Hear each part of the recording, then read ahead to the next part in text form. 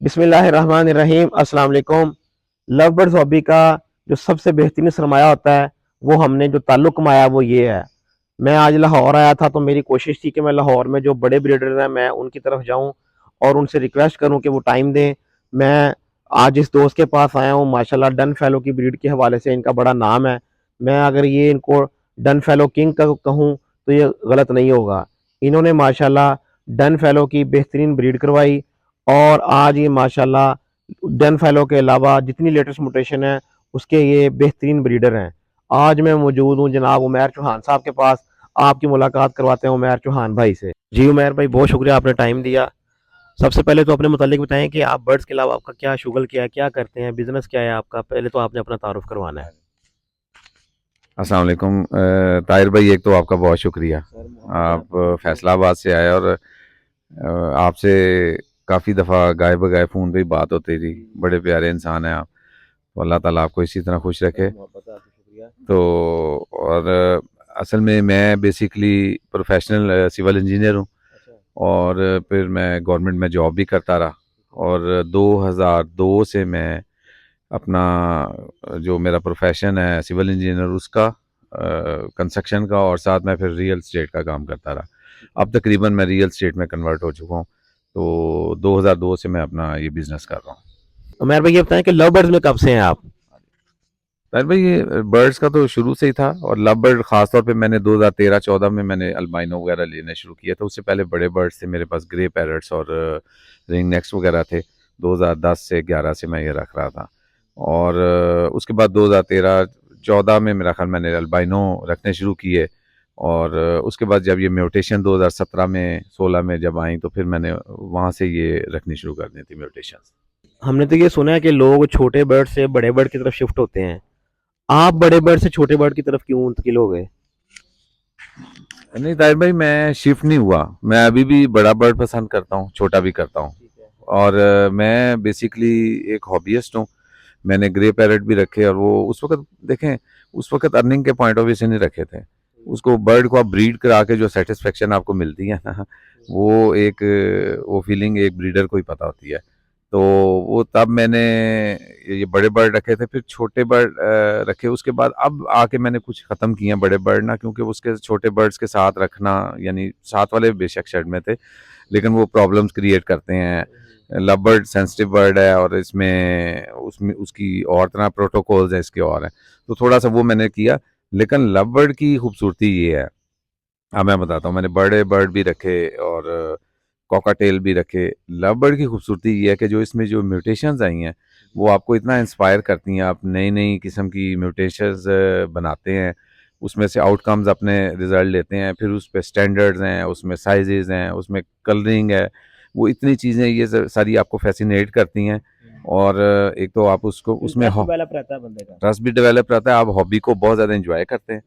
और फिर उसमें अर्निंग भी बहुत ज़्यादा है। जो उसमें ज़्यादा कामयाब होता है, जो ज़्यादा स्टैंडर्ड दूसरे बर्ड्स में नहीं है। मतलब कि रिंग नेक मैंने रखे थे, मैं अभी भी पसंद करता हूँ, लेकिन उसमें ये है कि वो बच्चा आया है, वो सबके पास एक जैसे ही है तकरीबन। ज़्यादा तो लव बर्ड में बहुत ज़्यादा ये है कि एक बर्ड देखें, ग्रीन फिशर है, वो 2000 का भी है और लाख रुपए का भी है। बिल्कुल ऐसे ही है। तो उसमें ये चीज़ें फैसिनेट करती हैं। आप क्वालिटी पे जाते हैं, मेहनत करके क्वालिटी बनाते हैं, वो आपको एक मुकाम बनाने के लिए थोड़ी मेहनत करनी पड़ती है। उमैर भाई आपने बात की अर्निंग की कि इसमें अर्निंग बहुत है। देखें अर्निंग की बात सारे करते हैं। मैं आपसे आपकी अर्निंग नहीं पूछूंगा, मैं आपसे ये पूछूंगा आपने इसमें नुकसान कितना किया है इस हॉबी में। मतलब वो कोई आपको ऐसा नुकसान याद हो जो आप कहें कि यार मैं शौकीनों को ये जैसे नए शौकीनों को मैं ये मशवरा दूंगा कि आप ये काम ना कीजिएगा। आपको भी अपना नुकसान याद है ऐसा। ताहिर भाई बिल्कुल, इसमें नुकसान भी है। मुझे जो नुकसान हुआ है वो किसी से गलत बर्ड लेके हुआ है। अच्छा। यही नुकसान है। आपको भी गलत बर्ड दे देते हैं गलत लोग। बर्ड दिए, और शुरू में दिए, लेकिन अल्हम्दुलिल्लाह जब आप सीखते जाते हैं तो फिर आप वो उसको फिर अलहदा करते गए, हम ख़त्म करते गए। तो उसमें गलत बर्ड्स ये है कि लव बर्ड में अगर आपके पास एक स्टडी अच्छा नहीं है, एक आपने पेल फेलो एक अच्छा बनाना है या डन फेलो अच्छा बनाना है, तो उसमें अगर वो अच्छा बर्ड ही नहीं है तो वो फिर आपको लिए प्रॉब्लम क्रिएट करेगा। इसलिए ये है कि अपने शेड में अच्छे बर्ड रखें, जिनके स्टैंडर्ड्स अच्छे हों। तो और ख़ास तौर पे ये जिसमें जुमेलिनन आ जाता है लव बर्ड में, उसमें फिर आपको बड़े सिलेक्टिव बर्ड रखने पड़ते हैं। ये सबसे ज़्यादा इसको मुश्किल है कि इसमें आप स्टैंडर्ड को मेंटेन रखें। आपने जिक्र किया कि आपने अल्बाइनो से स्टार्ट किया था, हाँ जी। और मुझे ये भी पता है कि माशाल्लाह you are one of the best dun fallow breeders in Pakistan. Dun fallow के अलावा आपके पास इस टाइम कौन कौन सी लेटेस्ट म्यूटेशन है जो आप जिनके ऊपर वर्किंग कर रहे हैं? ताहिर भाई, मैं डन फेलो के अलावा मैं थोड़ा सा बताता हूँ कि पेल फेलो भी मैंने बड़े शुरू में ब्रीड करवाए थे, और क्रिमिनो प्लाइन मैंने आज से सबसे पहला मेरे पास आया था। वो भी मैंने खुद ही उसको वर्किंग करके बनाया था, किसी से मैंने लिया नहीं था। ग्रीन ओप्लाइन को इनो में डाल के और फिर उससे। तो डन फेलो में मेरे पास अल्हम्दुलिल्लाह सारे ही हैं। पार्बल ओप्लाइन डन फेलो हैं और ग्रीन ओप्लाइन डन फेलो सारे। और ये भी मैंने स्प्लिट से बनाया। 3 साल की वर्किंग से मेरे पास अब इस टाइम ये पोजीशन हो चुकी है कि मुझे अपने बर्ड्स पे एतमाद है कि जैसे डन फेलो में लोग बड़े कॉन्शियस हैं, सरवाइव नहीं करते हैं, एक्सपायरी बहुत ज़्यादा है। अल्हम्दुलिल्लाह मेरे पास बर्ड्स ऐसे हैं कि मुझे उस तरफ से, इनकी तरफ से कोई ऐसा खौफ नहीं है या डर नहीं डन है। फेलो के अलावा और कौन सी ब्रीड करवा रहे हैं? डन फेलो है, ब्रॉन्ज फेलोज के पेयर हैं कुछ। उसके बाद इनोज में मैं ब्लू 2 और क्रिमिनो प्लाइन पे ज़्यादा मैं करता हूँ। नहीं, उसके बाद मैं लेटेस्ट म्यूटेशन की बात कर लेटेस्ट रहा हूँ। म्यूटेशन पे येलो फेस में एक्वा में, ठीक है, एक्वा को अब मैंने पेल फेलो में डाला है, एक्वा को इनो में मैं डाल रहा हूँ, सही है। वो कर रहा हूँ। और इंशाल्लाह येलो फेस में मैं जाऊंगा, लेकिन मुझे अच्छा बर्ड जब नज़र आएगा फिर ही मैं उसमें ऐड करूंगा। ठीक है। अच्छा उमर भाई, ये बताएं कि आपने, हर बंदे की शौक के अंदर कोई जद्दोजहद होती है, तो मतलब उसका एक सफ़र होता है, उस सफ़र में उसके साथ मुखलस लोग भी जुड़ते हैं। कई दोस्त ऐसे होते हैं जिनको वो कहता है कि यार ये मेरा उस्ताद का दर्जा है। आप इस हॉबी में किसी को उस्ताद का दर्जा देते हैं? देखें, इसमें मैंने इस हॉबी में बहुत कुछ सीखा। सोशल मीडिया आपको सबसे बड़ा प्लेटफॉर्म देता है कि आप वहाँ सीख लेते हैं। पहले तो लोग टाइम नहीं देते थे। मैंने हंजला साहब से, रहीम साहब से और नवीद शेख साहब की मैंने वीडियोस देखी जब मैंने हॉबी शुरू की। आपको याद है 2018-19 जी जी में बिल्कुल। उनकी जो वीडियोस हैं वो आज तक मेरे पास हैं। तो जिसमें उन्होंने ये जो कर्मीनो प्लाइन का बताया था कि क्रिमिनो प्लाइन कैसा बनता है, वो मुझे आज भी याद है। इन्होंने सामने एक क्रिमिनो और एक ग्रीनो प्लाइन रखा था और उन्होंने कहा था जी आप ये वर्किंग करें। तो लकीली मेरे पास वो क्रिमिनो भी था, ग्रीनो प्लाइन भी था। तो वो मैंने वर्किंग की और वो मैंने खुद प्रोड्यूस किया। तो इन्हीं लोगों से सीखा है। उसके बाद बंदा खुद जुस्तजू में रहता है सीखने की। तो वो कोई ख़ास मेरा उस्ताद नहीं है, लेकिन ये इन तीनों लोगों से इंस्पायर होके इन्हीं से जो चीज़ें सीखी हैं। अच्छा उमर भाई, ये बताएं कि अक्सर लोग जो से खास तौर पे यूट्यूब देख के जो आने वाले लोग हैं, हाँ जी। वो ये जहन बना के आते हैं कि जी हमने लाख रुपया लगाना है और हमने 5 लाख रुपया कमा लेना है। हाँ जी। 10 लाख कमाए लगाएंगे, 50 लाख कमा लेंगे। आप इस बात के ऊपर कितना इत्तेफाक करते हैं और कितना इसको डिसएग्री करते हैं? ताहिर भाई, मैं तो बिल्कुल डिसएग्री करूंगा, क्योंकि मैं खुद एक हॉबीist था। और मेरी थोड़ी सी आपको बताता हूँ, मैं बेसिकली एक स्पोर्ट्समैन था। 2010 में 11 में मैं बैडमिंटन खेलता था। और बैडमिंटन भी मैं बड़े अच्छे लेवल पे उससे पहले मैं वापडा में भी शुरू में जब जॉब करता था तो उधर भी वो नेशनल लेवल पे जो लड़के खेलते थे, हम मैंने उनके साथ प्रैक्टिस करनी और खेलनी। तो वो इतना जुनून था। खैर मेरे मुझे एक इंजरी हो गई जिसकी वजह से फिर मुझे अनलकीली स्किप करना इसमें पड़ गया। स्किप करना पड़ा और फिर मैं बर्ड्स की हॉबी में आ गया। और इसको फिर मैंने उसी तरह, जैसे वहाँ पे आपको एक आपकी वो फैशन है, एक जज्बे के साथ खेलते हैं, उसी जज्बे के साथ इसमें आया। कोई अर्निंग के लिए पॉइंट ऑफ व्यू से नहीं आया। तो उसी वजह से आप सक्सेसफुल होते हैं कि जब आपको इसका शौक होता है। तो मैंने कोई ख़ास नहीं, लेकिन जब मैंने म्यूटेशन फिर परचेज़ की, आपको उसमें पैसे लगाने पड़ते हैं। फिर बंदा कहता है यार मैं इसमें अर्निंग भी करूँ। फिर आप अगर अच्छे बड़े प्रोड्यूस करते हैं तो अर्निंग कमाते भी हैं। न्यू फैंसियर अगर तो उसको शौक है तो वो इस हॉबी में आए। अगर शौक नहीं है, कोई कहता है कि जी, मुझे कई लोगों ने कहा है मेरे साथ बिजनेस करते हैं कुछ हैं, मैं कहते हैं यार उमैर भाई हमने भी बर्ड लगाने हैं, तो हमें कोई बर्ड बताएं, हमें लगवा दें, मेरे पास 8 लाख है 10 लाख है। तो मैं कहता हूँ नहीं, मैं उनको कोई कभी की ऐसे किसी बंदे को मैंने ना बर्ड दिया है और ना मैं उनको सजेस्ट करता हूँ। उन्हें कहता हूँ आपको शौक है तो आप कुछ बेसिक बर्ड्स रख लें, वो मैं आपको बता देता हूँ कहाँ से मिल जाएंगे, वो भी मैं आपको बता देता हूँ, उनको रखें। आपको बर्ड कीपिंग आ जाएगी तो फिर आप उसमें बिजनेस में भी कामयाब होंगे। और ये ताहिर भाई किसी भी काम में है कि आप इनिशियली आपको सीखना पड़ता है। अगर एक दुकानदार है, उसने कोई फोटोग्राफर है, वो फोटोग्राफी की दुकान चलाना चाहता है, तो पहले किसी के साथ सीखेगा, किसी फोटोग्राफर के साथ टाइम लगाएगा, सीखेगा, फिर वो तस्वीरें लोगों की खींचेगा बाद में, और फिर जाके वो प्रोफेशनल इसमें आएगा। इसमें भी ये है कि आपको साल 2 साल, बल्कि आप इसमें पहले आप बेसिक्स को सीखें, आपको शौक होता है, आप में है कि आप इसको कर सकते हैं, आप खुद आपको पता लग जाएगा। उसके बाद फिर आप इसमें इन्वेस्टमेंट करें, और इन्वेस्टमेंट करें तो उसका बड़ा अच्छा रिजल्ट है। जब आप अच्छे पूरे प्रॉपर तरीके से सीख के आएंगे, तो उसमें आपको जो रिटर्न है वो और किसी काम में नहीं है रिटर्न, इसमें कोई शक नहीं है। अच्छा, अभी आप कितने पेयर्स ब्रीड करवा रहे हैं लव बर्ड्स के? ताहिर भाई, इस टाइम मेरे पास 75 के अराउंड पेयर हैं। मेरे पास कोई फॉस्टर पेयर नहीं है। मैंने पहले रखे थे लेकिन ख़त्म कर दिए। सिर्फ मैक्सिमम उसमें म्यूटेशंस हैं और कुछ कमर्शियल्स हैं, तो बेसिक बर्ड्स भी हैं उसमें हैं। तो ये है, और इतने बर्ड मैंने रखे हैं ताकि मैं खुद इसको मैनेज कर सकूं। अगर पोस्टर पेयर ना लगाने की वजह? फॉस्टर पेयर ना लगाने की वजह, क्योंकि मैं अपने बर्ड्स जो मेरे अच्छे कीमती बर्ड हैं, मैं उन पे प्रेशर नहीं कर देना चाहता। अगर आप उन बर्ड्स पे प्रेशर देंगे तो फिर वो रिजल्ट नहीं अच्छा आएगा। खासतौर पे ये डन फेलोज हैं, इन पे आप कहते हैं कि जी मैं अंडे फॉस्टर कर दूं, उसके बाद वो बर्ड बेचारे, इतने महंगे बर्ड हैं ये, वो दूसरे तीसरे क्लास में, वैसे भी ये जेनेटिकली वीक है। बेशक वो ब्लैक आइज में स्प्लिट भी होगा, वो भी वीक होगा। तो उस पे आप अगर प्रेशर देंगे तो वो आपका बर्ड खराब होगा, और उसमें जो चिक्स आगे आएंगे वो भी, उसमें सर्वाइवल रेशियो कम होगी, वो आपके आगे जो जनरेशन आ रही है बच्चों की, वो भी कामयाब उसमें आप नहीं हो सकेंगे, बर्ड वीक होंगे। तो कोशिश करें कि उसमें थोड़ी सी एडजस्टमेंट कर लें, जहाँ पे 2 बच्चे हैं उनको 3 कर रहे हैं, हाँ उसमें एडजस्टमेंट कर लें। मैं फॉस्टर के हक में अब नहीं हूँ बिल्कुल। उमेर चौहान साहब की एक बात मैं आपसे डिस्कस कर लेता हूँ यहाँ पे। पिछले साल जब मेरा डन फेलो का पीस एक्सपायर हुआ तो मुझे इनका फ़ोन आया, और मुझे इनकी वो बात आज भी याद है। तो उन्होंने मुझे बड़ा हौसला दिया था कि ताहिर भाई कोई मसला नहीं, इट्स पार्ट ऑफ हॉबी। तो आप नेक्स्ट ये एहतियात करनी है आपने कि आपने बर्ड को 60 दिन का अगर बर्ड सेल्फ हो रहा है तो आपने उसको 70 दिन तक आपने उसको पेरेंट से अलहदा नहीं करना। तो ये बात इनकी बड़ी ज़बरदस्त बात है कि रेड आइज ख़ास तौर पे फैलो और डन फैलो, पेल फैलो डन फैलो, इनका जो जीन्स है, इनको आप जितनी देर तक पेरेंट्स के साथ रखेंगे वो बर्ड उतना ही अच्छा सेल्फ होके वो सर्वाइवल रेशो उसका बढ़ेगा। उमर भाई, अब हमें अपने बर्ड्स भी दिखाएं आप। हाँ जी बिल्कुल, मोस्ट वेलकम। आए ताहिर भाई, मुझे खुशी होगी मैं आपको दिखा। ताहिर भाई आ जाएं। ताहिर भाई, ये जैसे शूज में डिप कर रहा हूँ, आप इसी तरह आ जाएं।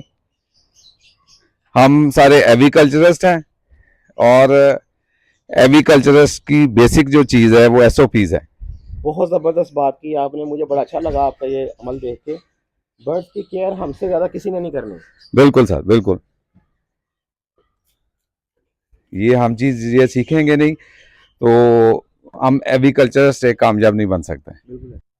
उमर भाई, अक्सर हमने लोगों का सुना है कि जी जब बच्चे निकल आते हैं तो उनको ये दालें वगैरह नहीं डालनी चाहिए। मैं देख रहा हूँ आपने गंदम भी डाली है, काले चने भी हैं, तो बाकी चीज़ें भी हैं, दालें भी हैं। आपको कोई इशू तो नहीं आया इस खुराक से, कोई बर्ड्स की चिक्स की मोर्टेलिटी पे? पर भाई मुझे कोई थी, मेरे पास पिछले साल की पेल फेलो 90% प्लस में थी उसकी सर्वाइवल रेशियो, और डन फेलो की तकरीबन 100% थी। और इस साल भी अल्हम्दुलिल्लाह तकरीबन 100% के करीब है पेल फेलो की और डन फेलो की। मैं इसमें बताता हूँ, लोग सॉफ्ट फूड में कहते हैं मैं दालें भी देता हूँ, अंडे भी देता हूँ, ब्रेड ब्रेड तो खैर नहीं, सब्जियाँ सब्जियाँ और एग एंड बिस्किट और सब कुछ। इसमें कोई ये नहीं है, आपका जो मदर है जो उसका क्रॉप मिल्क तैयार कर रही है, वो कितना अच्छा क्रॉप मिल्क तैयार करती है और कितना अच्छा बच्चे को फीड कराती है, और कितनी वो केयरिंग मदर है। इस पे डिपेंड करता है। मेरे पास इतने इतने पुराने कुछ पेयर हैं, वो बच्चा रेड आई का उसमें सर्वाइवल नहीं होता था, तो मुझे पता है कि किस मदर के नीचे रखना है और उसने बच्चे को सर्वाइव करवाना है। तो इसमें सॉफ्ट फूड में का इतना बड़ा इशू नहीं है, वो बैलेंस आप फूड देते रहें। सबसे बड़ा इशू है कि आपने उसकी मदर उसका क्रॉप मिल्क कैसा तैयार करते हैं। और सॉफ्ट फूड हर वक्त होना चाहिए केज में, दाने पे छोटा 3 दिन का बच्चा, उसको दाने पे ना रखें, कोशिश करें कि कुछ ना कुछ सुबह शाम उसमें। जी उमर भाई, इस पेयर को पहले बताएं। हाँ जी ताहिर भाई, ये विजुअल डन फेलो है, मेरा होम ब्रीड है, और इसके साथ फीमेल है green ओप्लाइन split done fellow split blue 2, माशाल्लाह। और ये ब्रीडिंग पे है। उमर भाई, ये आप भी किसी को डन फेलो कह के तो नहीं दे देंगे? ताहिर भाई ये देखें, इसकी क्वालिटी देखें, ये मेरे पास पेल फेलोज मैक्सिमम इसी तरह के हैं। आप इसका कलर देखें, और ये मेरे पास चौथी जनरेशन अब इनकी है माशाल्लाह बहुत ऑफलाइन में, और ये बहुत मैंने जबरदस्त bird है। खुद इनके कलर्स को कंट्रोल किया है, क्योंकि कलर्स को कंट्रोल करते हैं साइजेस में, बिल्कुल डीडी में भी नहीं गया, और इसको ये पेल फेलोज है। माशाल्लाह बहुत प्यारा बर्ड है जी उमर भाई। हाँ ये पेल फेलो है सर, ब्रीडर मेल है मेरे पास। अच्छा माशाल्लाह ये केज की वो जंग की बड़े वजह से बड़े डार्क कलर है। बड़े डार्क कलर हैं जी बहुत। और ये इसका साइज आप देखें, हाँ जी माशाल्लाह। ये भी मेरे पास तीसरी चौथी जनरेशन का है। इसके सारे पेरेंट्स और सरों का मुझे पूरी लाइन का पता है, कहाँ से इसके पेरेंट्स में क्या है क्या। उमर भाई जी माशाल्लाह बड़ा प्यारा बर्ड है आपका। जी ताहिर भाई, ये डनफेलो है, और वॉयलेट डनफेलो है, स्प्लिट ऑफलाइन है। माशाल्लाह जी उमर भाई इस पेयर का बताएं। हाँ जी ताहिर भाई, इसमें पार्बल ऑफलाइन स्प्लिट डनफेलो का मेल है, और ग्रीन ऑफलाइन डनफेलो स्प्लिट ब्लू की फीमेल है। माशाल्लाह बहुत अच्छा पेयर है हाँ जी, ये अब बस जी उमर भाई। हाँ जी ताहिर भाई, ये पार्बलू डनफेलो स्प्लिट ऑफलाइन का मेल है, और वॉयलेट ऑफलाइन ब्लू टू की फीमेल है सिंपल। माशाल्लाह ये तो blue two dun fallow blue two के लिए मैं ज्यादातर ग्रीन इंटू ब्लू पे ज्यादा फोकस रखता हूँ, लेकिन ये ब्लू टू के लिए मैंने एक पेयर बनाया है। उमर भाई इस पेयर के मुतालिक बताएं। ताहिर भाई ये मेल है ब्राउन फेलो की फीमेल है। माशाल्लाह बहुत आउट क्लास पेयर है। बहुत आउट क्लास है, और इस तरह के ब्राउन फेलो में और डन फेलो में वीक होते हैं। ये अंडे की इनकी तादाद ज्यादा नहीं होती, ये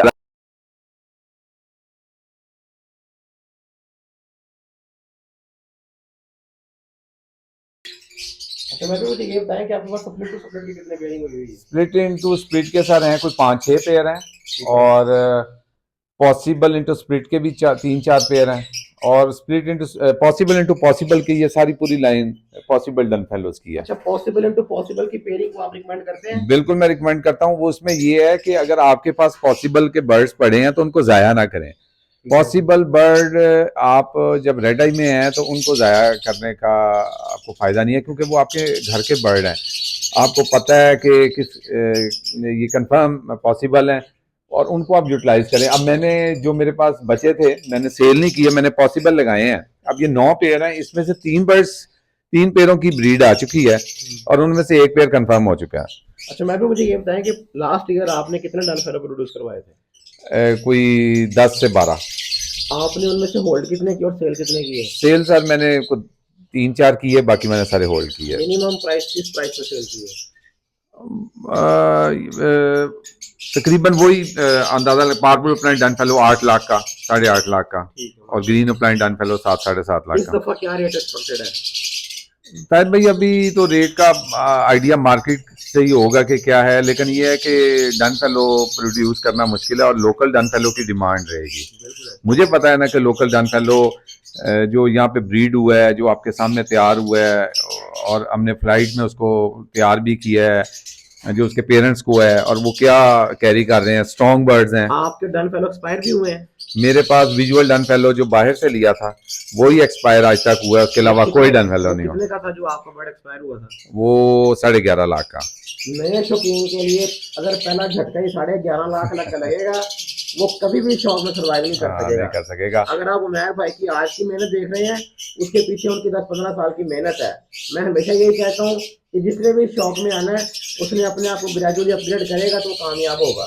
बिल्कुल बिल्कुल, ग्रेजुअली सब्र होगा, उसमें टेम्परामेंट होगा, वेट करेगा, जल्दी नहीं करेगा। बर्ड जल्दी उससे ब्रीड लेने की कोशिश नहीं करेगा, जल्दी करेगा बर्ड वो भी अच्छी ब्रीड नहीं रहेगा, और उससे आउटकम्स भी अच्छे नहीं आ सकेंगे। कोशिश करें, इसमें सब्र है, बर्ड को टाइम लेने ने ब्रीड के लिए, और कोशिश करें कि रेड ए के सर्वाइवल के लिए पॉसिबल इनटू स्प्लिट या स्प्लिट इनटू स्प्लिट की ज्यादा पेयरिंग करें।